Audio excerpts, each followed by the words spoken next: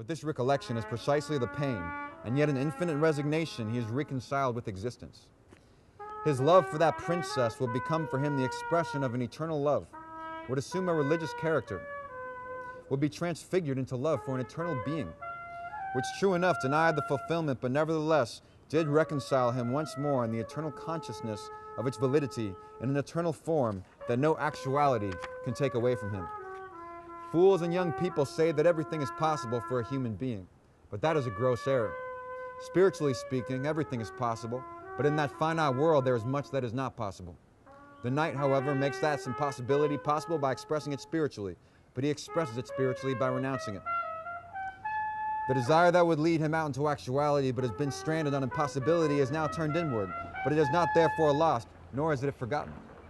Sometimes it is the vague emotions of desire in him that awaken recollection. Sometimes he awakens in himself, for he is too proud to be willing to let the whole substance of his life turn out to have been an affair of the fleeting moment.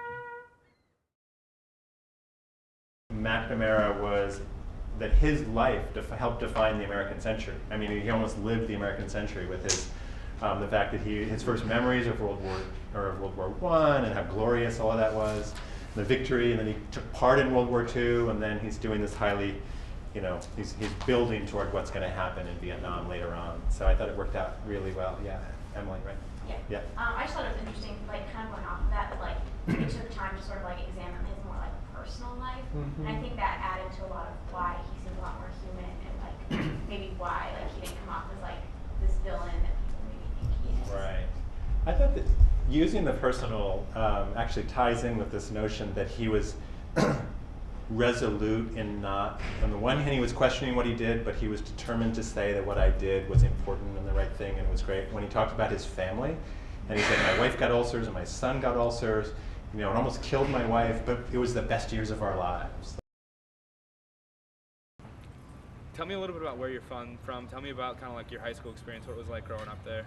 Yeah, I'm originally from Long Island, New York, from a town called Valley Stream. I went to public high school.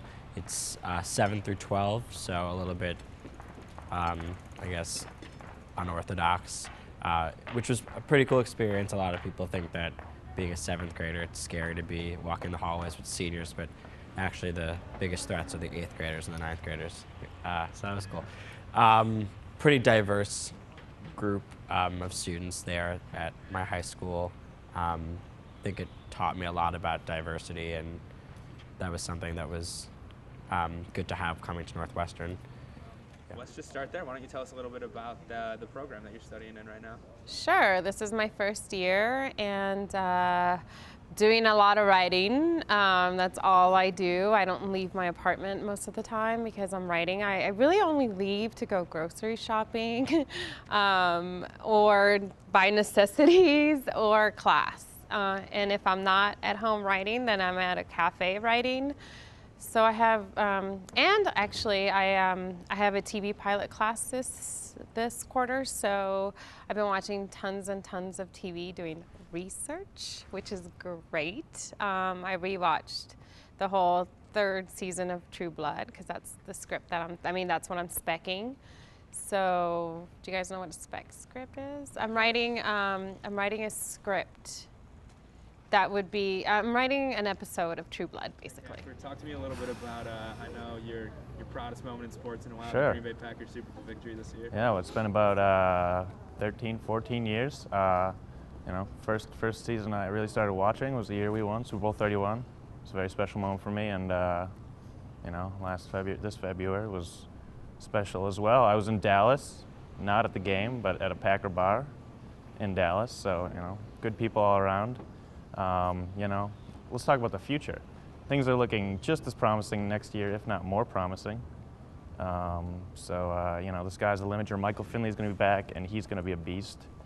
Aaron Rodgers, quite clearly the best quarterback in the league right now, and all-around good guy as well. I don't know how you cannot like this team, unless maybe you're a Lions fan or have some other team. But I don't know, it's exciting, man. Going forward, the sky is the limit. I learned to tie my shoes from my old basketball coach who taught me a special technique. Special for scoring with layups. of the reverse kind. My coach also taught me to shoot close-range jump shots, which I frequently make, if not always. I can dribble with each one of my hands and make a layup on the right side, as well as the left side. When I get fouled, I rarely fail to miss a free throw, even if I do get a lucky bounce, just like in this particular instance. I dribble from my left hand to my right hand, back to my left hand, back to my right hand. Sometimes I go really quickly, and then I go right to the basket for a left-handed layup, as I said before. Pump fake, pump fake, pump fake, score, score, score. I am the greatest basketball player ever. I score when I'm in the triple threat position. I throw a fake pass, and then I take it right to the basket. By basket, I mean basket. And by basket, I mean baby hook shot. Baby sky hook. Yo, did you get the package? Nah, dude, it hasn't come yet. I'm kind of nervous. Oh, Package you shit. talking about? The package, man. Dude, I just hope he vacuum sealed it this time. I ain't never about a package. Dude, don't play dumb. Who's it coming from? Coming from the man. The man? The You man. dealt with the man before? Dude, you can't enjoy the package's contents and then pretend like you don't know when it's coming. I don't even know what's in the box. Never know what's find in out. That's how it should be. Never You don't want find to know out what's in the box. Brad Pitt found out what was in the box. And it was a head. And Kevin Spacey ended up dead. Yeah. That's how he wanted it. He played him. I probably Hope you don't get played. The rules of the game. That's all. I probably would have done the same thing, honestly. With the head? No, I mean, if I found it in the box, I'd probably do the same thing he did, even though it completes the 7 sins or whatever. Well, yeah, no, it was reasonable. It's perfectly reasonable. It was, I'm just disappointed. Loyal husband and all. I just wish Morgan Freeman could have done a little more to stop it. He is God after all. Yes, God. Also Mandela. Also,